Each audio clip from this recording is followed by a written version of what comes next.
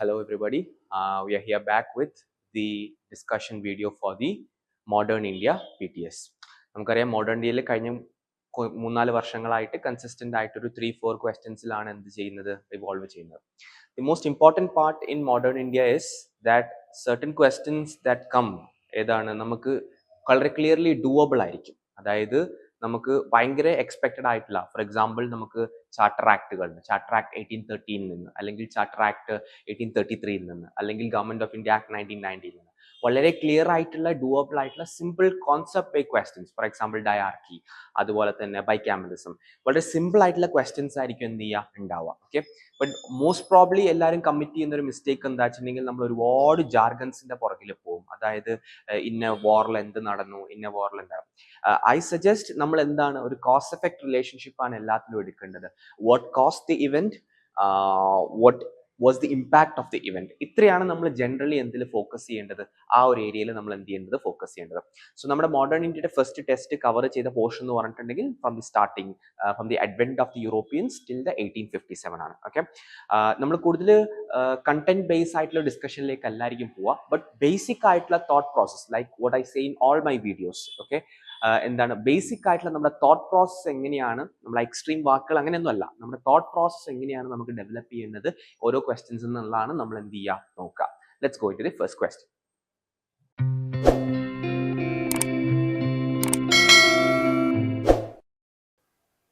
First question is with regarding to Arya Samaj. But before going to the question, ഞങ്ങൾ ഇവിടെ question paper set ചെയ്തപ്പോഴത്തേക്കും we have almost put 2 to 3 questions for Arya Samaj. അതിന് ഞങ്ങൾ കണ്ടെത്തിയ reason എന്താ വെച്ചിട്ടുണ്ടെങ്കിൽ this is 150th year of the setting up of Arya Samaj. Okay, so ഒരുപാട് articles Arya Samaj ആയിട്ട് ബന്ധപ്പെട്ട ഹിസ്റ്ററി പറയുന്നതും അതായിട്ട് ബന്ധപ്പെട്ട ഡിസ്കഷൻസ് ആയിട്ട് ബന്ധപ്പെട്ട ഒരുപാട് ആർട്ടിക്കിൾസ് എന്ത് ചെയ്യുന്നുണ്ട് നമ്മൾ പത്രത്തിലും അതായത് ഇതിലൊക്കെ നമ്മൾ എന്ത് ചെയ്യുന്നത് കാണുന്നുണ്ട്. So one important point before starting that I have to say is എന്താണ് Arya Samaj would be a hot topic for this year and we can expect a question from it. So learning its history, what are its contributions, what are the major readers becomes important.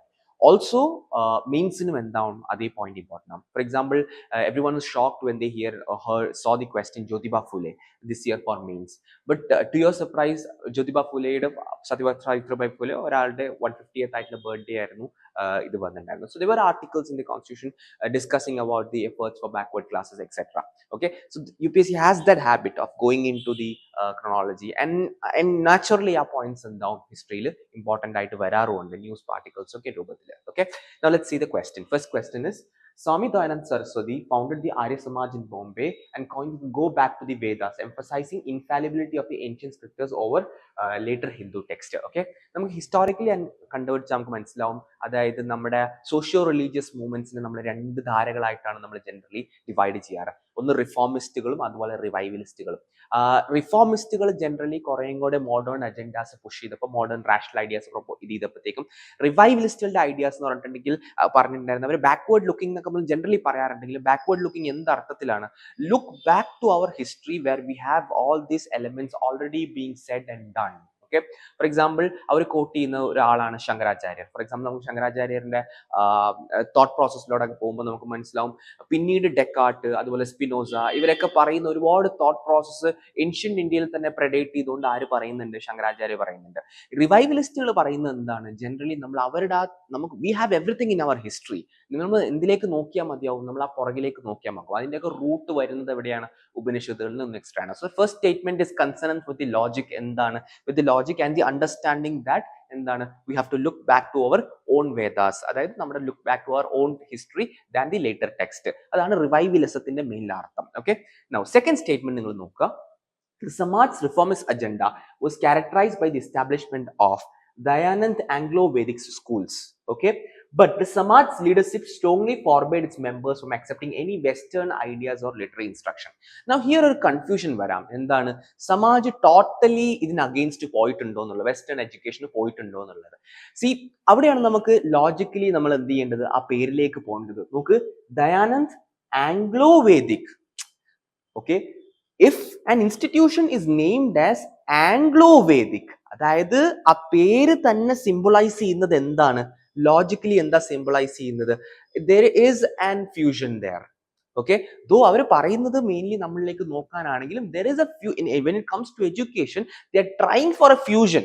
Fusion education ആണ് എന്ത് ചെയ്യുന്നത് try ചെയ്യുന്നത്, both western and Vedic education. So the latter part of the statement എന്താവും, തെറ്റാവും. They do not forbade its members because അവരുടെ ഇൻസ്റ്റിറ്റ്യൂഷന്റെ പേര് തന്നെ എന്താണ്, Anglo Vedic എന്നാണ്.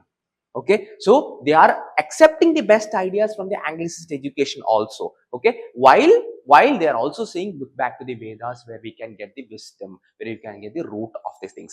So the second statement seems contradictory when they say that it's the name of the institution is Anglo-Vedic, and when they say that the Samaj leadership strongly forbid, adu endana contradictory aanu. Hence the second statement is correct. The first statement says about the aspects of revivalism, and hence revivalism, and hence the first statement is correct and the second statement is wrong, and told you one only is the answer.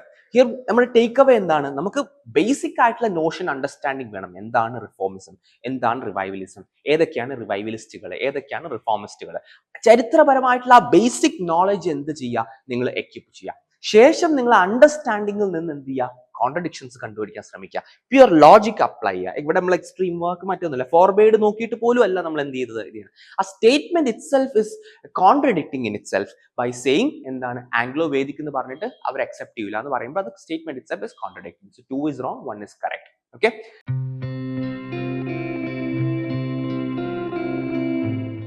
We'll go to the next question. Many religious reform movements in the 19th century is often termed as backward looking or revivalist in upgrade.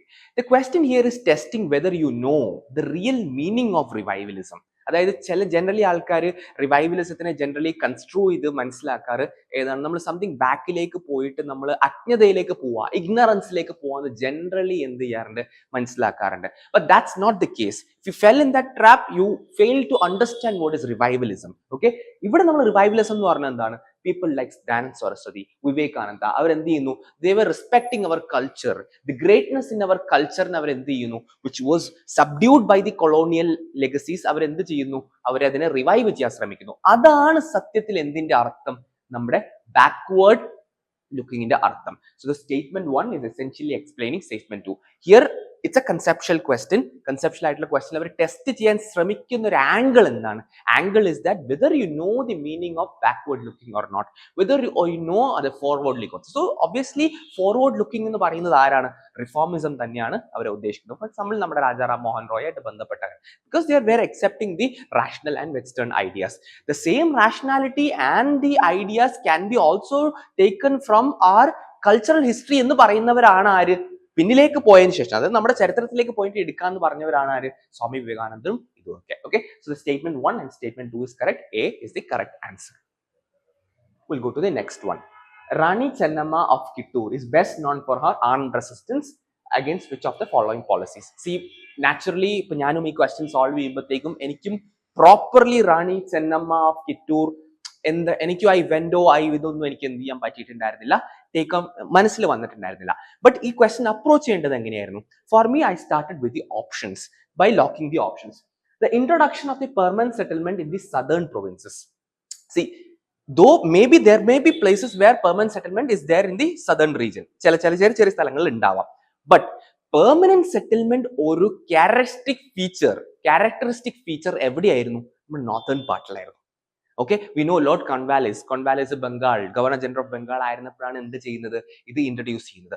So എന്റെ മൈൻഡിലെ logic, spatial logic എന്ത് പറയുന്നു, it would not be something about the permanent settlement in the southern region. അത് രണ്ടും എന്താവുന്നില്ല, match ആയിട്ട് വരുന്നില്ല. I eliminated 1. I at least kept 1 in abeyance. Second, the suppression of Kankati communal land system in Deccan. Again, I'm going to the name Rani Chennamma of Kittur. നമുക്ക് കിട്ടുന്ന ഒരു name logic എന്താണ്? It's towards the east, from the below the Deccan region, അല്ലെങ്കിൽ to the east of the Deccan region. നമുക്ക് എവിടെ കിട്ടുന്നു? For example നമ്മുടെ ആന്ധ്ര റീജിയനിലൊക്കെയാണ് ആ ഒരു പേര് വരുമ്പോൾ നമുക്ക് എന്ത് ചെയ്യുന്നത്, കൂടെ റിലേറ്റ് ചെയ്യാൻ പറ്റുന്നത്. ചിലപ്പോൾ നമ്മൾ മെഡ്രാസ് ആ റീജിയനിലേക്കാണ് പ്രൊവിൻസ്. അതുകൊണ്ട് ഈ ഡെക്കൻ എന്നുള്ള സ്ഥാനത്തിലേക്ക് എനിക്ക് എന്ത് ചെയ്യാൻ പറ്റുന്നില്ല, ലോക്ക് ചെയ്യാൻ പറ്റുന്നില്ല. എനിക്ക് ആ മൈൻഡ് എങ്ങോട്ട് ചെയ്യാൻ, ആ റെഫറൻസിലേക്ക് എനിക്ക് എന്ത് ചെയ്യാൻ പറ്റില്ല, പുഷ് ചെയ്യാൻ പറ്റുന്നില്ല. Now I'll come to the last, the imposition of heavy salt taxes on princely states of the Bombay Presidency. If I have not taken the Bombay and the Deccan in the B option, I will have to take the same logic in D also. Currently consistency in logic വേണം. ഞാൻ അവിടെ കൊടുത്ത ലോജിക്കിന്റെ consistency എന്താണ്? For example ഞാൻ ആ region ആയിട്ട് എനിക്ക് പേരിന് എന്ത് ചെയ്യാൻ പറ്റുന്നില്ല, മാച്ച് ചെയ്യുന്ന. ബി അറ്റ് എക്സെപ്ഷൻ എന്താണ്, ചിലപ്പം ആ പേര് അങ്ങനെ ഒരു പേര് അവിടെ ഉണ്ടായിരുന്നായിരിക്കാം. But most of time Rani Chennamma of Kittur എന്ന് പറയുമ്പോൾ എന്ത് റിലേറ്റ് ചെയ്യാൻ പറ്റുന്നില്ല, ആ റീജിയൻ ആയിട്ട് എന്ത് ചെയ്യാൻ പറ്റുന്നില്ല, റിലേറ്റ് ചെയ്യാൻ പറ്റില്ല. ഹെൻസ് ഞാൻ എന്ത് ചെയ്യുന്നു, ഡിയും ഒഴിവാക്കുന്നു. But to support C the enforcement of doctrine of lapse after death of her adopted son. I've heard of something similar. ഏത് റാണി ഝാൻസി റാണിയുടെ ഒക്കെ കഥകളിലും എന്തുണ്ട്, ഇതുപോലത്തെ റെഫറൻസസ് ഉണ്ട്. So that was A prominent theme. അതായത് ആ സമയത്ത് റാണിമാർ ഇതുകൊണ്ട് ഇങ്ങനെ ഒരു പ്രോബ്ലം ഫേസ് ചെയ്തിട്ടുണ്ടായിരുന്നുള്ള ഒരു പ്രോബ്ലം തീം റെഫറൻസ് ഉണ്ടല്ലോ, അത് വെച്ചിട്ട് ഞാൻ എന്തിലേക്ക് പോകുന്നു, സിയിലേക്ക് പോകുന്നു. Okay, sometimes you have to use all your background knowledge. ഇപ്പൊ നമ്മൾ ഈ ക്വസ്റ്റനിൽ നിന്ന് ആലോചിച്ച് നോക്കും, നമ്മൾ എന്തൊക്കെ ബാക്ക്ഗ്രൗണ്ട് നോളജ് ഉപയോഗിച്ചിട്ടുണ്ട്.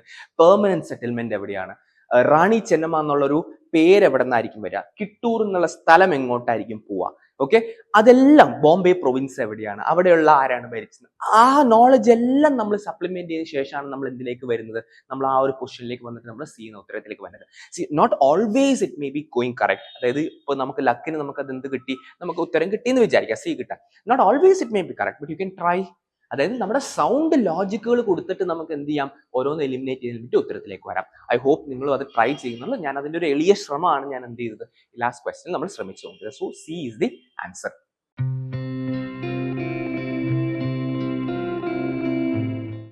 The next one is the uprising was triggered by സന്യാസി rebellion പറ്റിയിട്ടാണ് ക്വസ്റ്റ്യൻ ഉള്ളത്.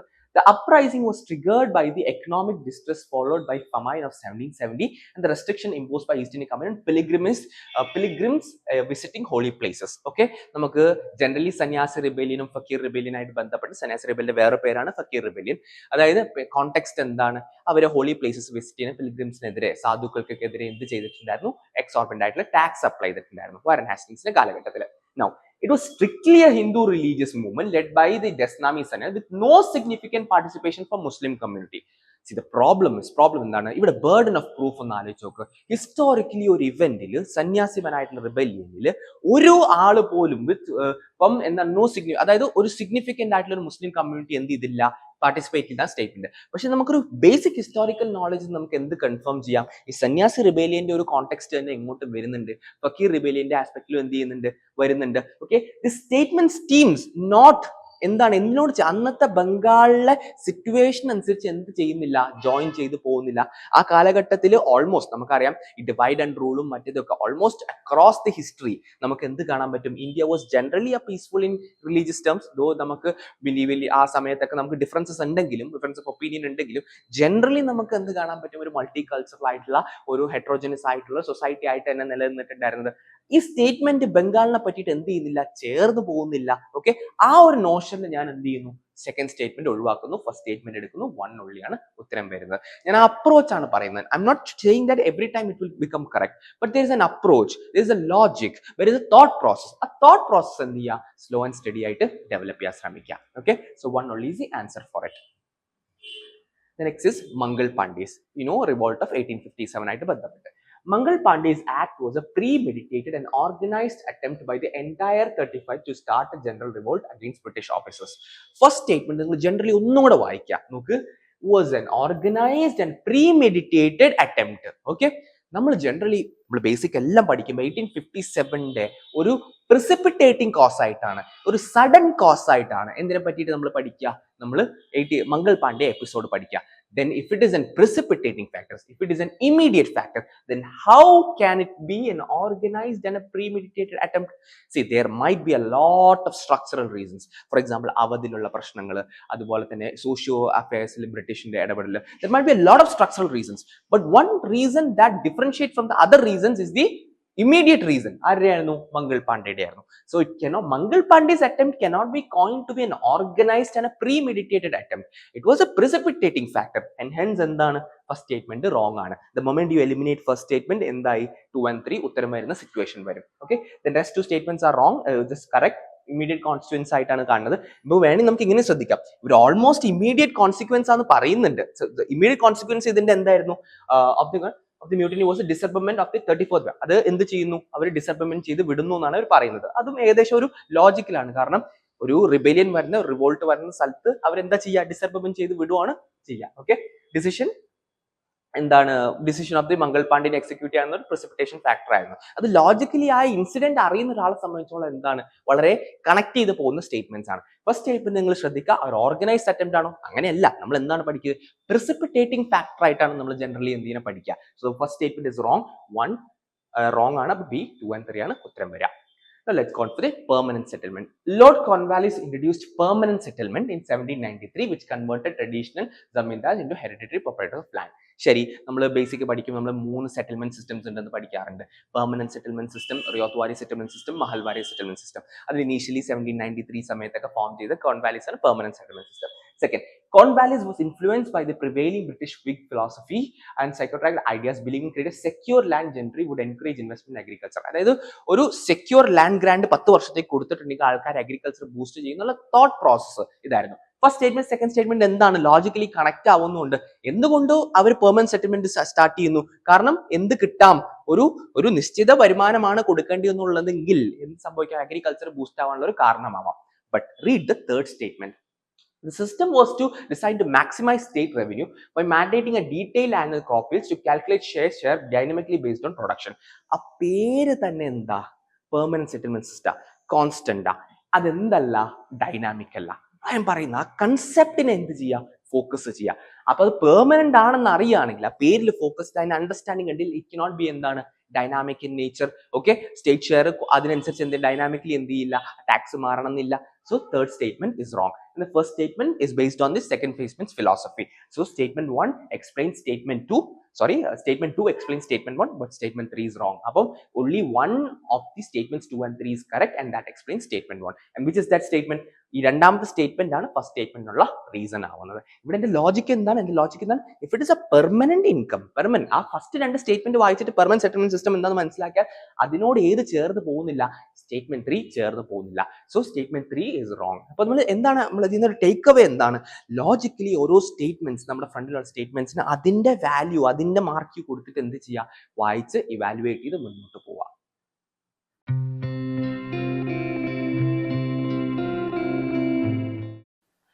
Next set, Azamgarh proclamation. Okay, ഇതും നമ്മൾ ജനറലി ഒരുപാട് ടെസ്റ്റ് സീരീസ് ഒക്കെ എഴുതുന്നതാണ്. ജനറലി എവിടെയെങ്കിലും ഏതെങ്കിലും പേപ്പറിലൊക്കെ ഇത് കണ്ടുപോയിട്ടുണ്ടാവും അസംഗർ പ്രൊക്ലമേഷൻ എന്താണെന്നുള്ളത്. ബട്ട് അസംഗർ പ്രൊക്ലമേഷൻ എന്താണ്, നമുക്ക് ലോജിക്കലി എങ്ങനെയാണെന്ന് ഡീകോഡ് ചെയ്യാം. നോക്ക്, Azamgarh proclamation, it's proclamation Azamgarh. Okay, അങ്ങനെ ഒരു പ്രൊക്ലമേഷൻ ഇറക്കുന്നത് ആരായിരിക്കും? അങ്ങനെ ഒരു പേരിട്ട് പ്രൊക്ലമേഷൻ ഇറക്കാൻ സാധ്യത കൂടുതൽ ആരായിരിക്കും? Whether it be the British or the Indians. Azamgarh എന്നുള്ള ഒരു പേരിടുമ്പോഴത്തേക്കും ജനറലി എന്തായിരിക്കാം, അതൊരു ഇന്ത്യൻ സൈഡിൽ നിന്ന് വന്ന പ്രൊക്ലമേഷൻ ആയിരിക്കാം. ഓക്കെ, ഒരു ജനറൽ നോഷൻ നമുക്ക് എടുക്കാലോ. Okay, now see the first statement. It was an official order by the Lord Canning promising pardon to all supervisors who surrendered before a specific deadline. Don't have to look into the veracity of the statement, but see, ഇങ്ങനെ ഒരു proclamation, ഒരു പേര് നമുക്കൊരു വേണമെങ്കിൽ നമുക്കറിയാം, ഒരു act അല്ലെങ്കിൽ ഒരു ഡിഗ്രി എന്നൊക്കെ ആണെങ്കിൽ നമുക്ക് ആരെ കൂട്ടായിരുന്നു, ഒരു ബ്രിട്ടീഷിന്റെ ഒരാളെ കൂട്ടായിരുന്നു. But here it is telling about Lord Canning giving such a proclamation. That എന്താണ് ഇത് ചെയ്യുന്നുള്ളത്, എന്താവുന്നില്ല, ഒരു മിസ്മാച്ച് കിട്ടുന്നു, ഒരു ഡിസ്കണക്ട് കിട്ടുന്നു ആ സ്റ്റേറ്റ്മെന്റ്സിനകത്ത്. Let's hold that statement. It was a secret treaty signed between Nana Sahib and Rani Lakshmi. അപ്പൊ നിങ്ങൾക്ക് ചിലപ്പോൾ ഇന്ത്യക്കാരാന്ന് വയ്ക്കാം അവർ പ്രൊക്ലമേഷൻ, ബട്ട് നിങ്ങൾ ഒരു സീക്രട്ട് ട്രീറ്റി പ്രൊക്ലെയിം ചെയ്യൂ, മനസ്സിലാവുന്നില്ലേ? ഒരു സീക്രട്ട് ആയിട്ടുള്ള ട്രീറ്റി എന്ത് ചെയ്യുന്നു, അവർ പ്രൊക്ലെയിം ചെയ്ത് പുറത്തു വിടുന്നു എന്നുള്ളത്. സോ അതും എന്താവുന്നില്ല, അതാണ് മാച്ച് ആവുന്നില്ല. Now let's go to the third. It was a British administrative decree confiscating the estates of all talukas and awadh who suppressed.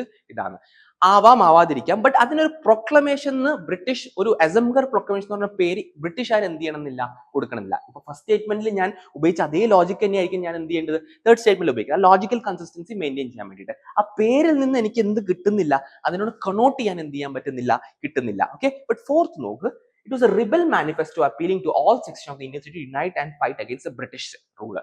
That when it is proclaiming, the Indians are proclaiming to Indians, എന്താണ്, you should fight against the British. That really fits with the name Azamgar Revolution. ഞാൻ ഇവിടെ ഉപയോഗിച്ചത് എന്താണ്, Azamgarh revolution അറിയില്ലാത്ത ഒരാൾക്കാണെങ്കിൽ അയാൾക്ക് എങ്ങനെയൊക്കെ ചിന്തിക്കാം, it is A proclamation. If it is A proclamation, it cannot be A secret treaty. That's basic word logic. അത് നമ്മൾ എന്ത് ചെയ്യുന്നു, ഒഴിവാക്കുന്നു. ഫസ്റ്റ് രണ്ടും എന്താണ്, ബ്രിട്ടീഷ് പ്രൊക്ലെയിം ചെയ്യുന്ന ഒരു സാധനമാണ്. It might be, but then they will give an English name, charter act, അല്ലെങ്കിൽ എന്താണ് ഗവൺമെന്റ് ഓഫ് ഇന്ത്യ ആക്ട്, അല്ലെങ്കിൽ ലെക്സ് ലോക്കി ആക്ട്, അല്ലെങ്കിൽ എന്താണ് റിലീജിയസ് ഡിസബിലിറ്റി ആക്ട്. സി, ആ ഒരു തരത്തിലാണ് അവരുടെ നെയിമിംഗ് പ്രോപ്പർ ചെയ്തു. നമ്മൾ അല്ലെങ്കിൽ ഒരു കമ്മിറ്റി ആണെങ്കിൽ ഫ്രേസർ കമ്മിറ്റി, അല്ലെങ്കിൽ എന്താണ് നമുക്ക് മോൺക്രീഫ് കമ്മിറ്റി, അങ്ങനെ ഇങ്ങനെ ഒരു ഒരു ആംഗ്ലിസൈസ്ഡ് നെയിമാണ് ജനറലി നമുക്ക് ആരോട് കൊടുക്കാൻ പറ്റുക, നമുക്ക് ബ്രിട്ടീഷിന് കൊടുക്കാൻ പറ്റുക. ബട്ട് ഇവിടെ കറക്റ്റ് ആയിട്ടുള്ള ഒരു ഉറുദു ടച്ചുള്ള അല്ലെങ്കിൽ ഹിന്ദി ടച്ചുള്ള ഒരു പേര്, ഒരു പ്രൊക്ലമേഷൻ. അത് ആർക്ക് ചേർന്ന് പോകുന്നു, 1857 റിവോൾട്ട് സമയത്ത് ഇടുന്ന ഒരു പേരാണ് പേരായിട്ട് എന്ത് ചെയ്യുന്നു, ചേർന്ന് പോകുന്നു. സോ അതാണ് ജനറലി എന്തായിട്ട് നമുക്കൊരു ലോജിക്കലി എന്ത് ചെയ്യാൻ പറ്റുന്നത്, കൊണോട്ട് ചെയ്യാൻ പറ്റുന്നത്. അപ്പൊ എന്താണ്, ഡി ആണ് ഉത്തരം വരുന്നത്, അസംഗർ പ്രൊക്ലമേഷൻ. അതാണ് അതിന്റെ ഒരു ലോജിക്കൽ അപ്രോച്ച്. ഞാൻ ഈ സാധനം അറിയില്ലെങ്കിൽ എങ്ങനെയാണ് ചെയ്യാന്നുള്ളതാണ് ഞാൻ പറഞ്ഞിട്ടുണ്ടായിരുന്നത്. If you know what is Azamkar proclamation, it's a direct answer. You don't have to go for the logic. I'm telling for those people who do not know. Current at any time we can expect a lot of alien questions. 40 to 50 questions in any paper is an alien question. And how do you solve that alien questions? Just really by going through the words, understanding, applying the concept and applying your knowledge. അപ്പോൾ അതിന് വേണ്ടിയിട്ടുള്ള കാര്യങ്ങളാണ് ഞാൻ ഇവിടെ discuss ചെയ്തത്. Next is 60. Okay, Deoband movement was an organized by Muslim ulama. Okay, revivalist ആയിട്ടുള്ള movement ആയിരുന്നു, ടീച്ചിങ്സിലേക്ക് തിരിച്ചു പോകാനായിട്ട്. സേവാ സദൻ ബഹ്റംജി മൽബാരിയാണ് എന്തിന്റെ വുമൺ വെൽഫെയറിന് ഇത് പോകുന്നത്. Okay, now I want you to focus on the third statement. The Dharma Sabha was founded by Raghdanand Deb primarily to support the reforms of Rajaram Mohan Roy and campaign for abolition of Sati. Now here is what you have to എന്താണ് ചിന്തിക്കേണ്ടത്. The name is Dharma Sabha, to protect the religion. The religion then protected all these aspects of Sati etc. അതുകൊണ്ടല്ലേ അത്രയും കാലം അത് മുന്നോട്ട് പോയിട്ടുണ്ടായിരുന്നത്. Okay, so either നിങ്ങൾക്ക് ആ സ്റ്റേറ്റ്മെന്റ് ഒരു ഇൻകൺസിസ്റ്റൻസി കണ്ടുപിടിക്കാൻ പറ്റുക. The name is Raghdanand Deb giving a name for an institution called as Dharma Sabha. അപ്പൊ സപ്പോർട്ട് ചെയ്യോ എതിരെ പോവോ Rajaram Mohan Roy? Rajaram Mohan Roy would not promote the religious aspect blindly. അപ്പൊ ഒരാൾ ധർമ്മസഭ എന്ന് പറഞ്ഞ പേരിടുമ്പോഴത്തേക്ക് അയാൾ എന്തിനായിരിക്കും ഫോക്കസ് ചെയ്യുക? To protect the religion, to protect the religious aspect, religion പറയുന്ന കാര്യങ്ങൾ. ഹെൻസ് ഞാൻ എന്ത് കാണുന്നുണ്ട്, ഒരു എന്താ ഒരു മിസ്മാച്ച് കാണുന്നുണ്ട്, എന്തോ ഒരു ആർട്ടിഫിഷ്യാലിറ്റി സ്റ്റേറ്റ്മെന്റിൽ കിട്ടുന്നുണ്ട്. Dharma Sabha was founded by Raghdanand primarily to oppose ആണ്, സപ്പോർട്ട് അല്ല. അയാളുടെ പേര്, ഇൻസ്റ്റിറ്റ്യൂഷന്റെ പേര് തന്നെ ധർമ്മസഭ എന്നാണ്. Rajaram Mohan Roy was strongly against the wrong aspects of religion. So എന്താണ്, അതൊരു കോൺട്രഡിക്ഷൻ ആയിട്ട് എനിക്ക് കാണുന്നു. ഞാൻ എന്ത് ചെയ്യുന്നു, 3 എലിമിനേറ്റ് ചെയ്യുന്നു. So not always, I'm really telling, എന്താണ് നോട്ട് ഓൾവേസ് ഒരു AC റൂമിലിരുന്ന് നമുക്ക് ഒരു ലോജിക് ഒക്കെ കണ്ടുപിടിച്ച് പറയാനൊക്കെ എളുപ്പമെന്ന് അറിയാം. But I'm telling you have to attempt, have to try. Not my logic won't work for you and your logic won't work for me. But ഞാൻ ശരിയാക്കുന്ന ഒരു ക്വസ്റ്റ്യൻ നിങ്ങൾ ശരിയാക്കണമെന്നില്ല, നിങ്ങൾ ശരിയാക്കുന്ന ക്വസ്റ്റ്യൻ ഞാൻ ശരിയാക്കണമെന്നില്ല. But we can cultivate the thought process. Okay, ആ thought process എന്ത് ചെയ്യുക, നമ്മൾ ഉള്ള നോളജ് എന്ത് ചെയ്യുക, ഡെവലപ്പ് ചെയ്യാൻ ശ്രമിക്കുക. സോ ഹിയർ നമ്മൾ ആ ബേസിക് ലോജിക്കാണ് നമ്മൾ ഉദ്ദേശിച്ചത്. ധർമ്മസഭ എന്നുള്ള പേര് എന്ന് പറയുമ്പോൾ it would be for protecting the religion. Okay, അല്ലെങ്കിൽ ആന്റി ധർമ്മസഭ എന്നായിരിക്കും. Okay, so Dharmasabha is protecting religion. Rajaram Mohan റോയിനെ എന്ത് ചെയ്യുന്നില്ല, സപ്പോർട്ട് ചെയ്യണമെന്നില്ല. So 3 would be wrong and 1 and 2 would be the answer. So that ends the question discussion for modern India. Hope you enjoyed it. Okay, ഞാൻ വീണ്ടും പറയുന്നു, ഈ പറയുന്ന എല്ലാ ലോജിക്കലും എല്ലാ സ്ഥലത്തും അപ്ലൈ ചെയ്യാൻ പറ്റുന്നല്ല ഞാൻ പറയുന്നത്. Okay, but start cultivating the thought process. Read, understand, apply. ഇതായിരിക്കണം നമ്മുടെ magic words. I will repeat, read, understand and then apply. In anywhere നമ്മൾ പോകുമ്പോഴത്തേക്കും നമ്മൾ എക്സാമിലുള്ള പ്രിലിംസ് എക്സാം ഈ മൂന്നിൽ എവിടെ പോയാലും നമ്മൾ എന്ത് ചെയ്യും, you keep on applying without reading and understanding, you won't. കാരണം എന്താണ്, you require the requisite knowledge. You keep on reading and you do not understand and apply, അപ്പോഴും നമ്മൾ എന്ത് ചെയ്യില്ല, ഇത് ചെയ്യില്ല. It's just that the combination of reading, understanding and applying which gets you to that magic number of cutoff. Okay, not much about the cutoff. Hope you have enjoyed. We'll further other ടെസ്റ്റുകളിലൊക്കെ നമ്മൾ എന്ത് ചെയ്യാം, ഇതുപോലത്തെ discussion ആയിട്ട് വരാം. If you have any suggestions that we have to do for the student community, please do post down and see there. All that's well, and thank you. Have a good day.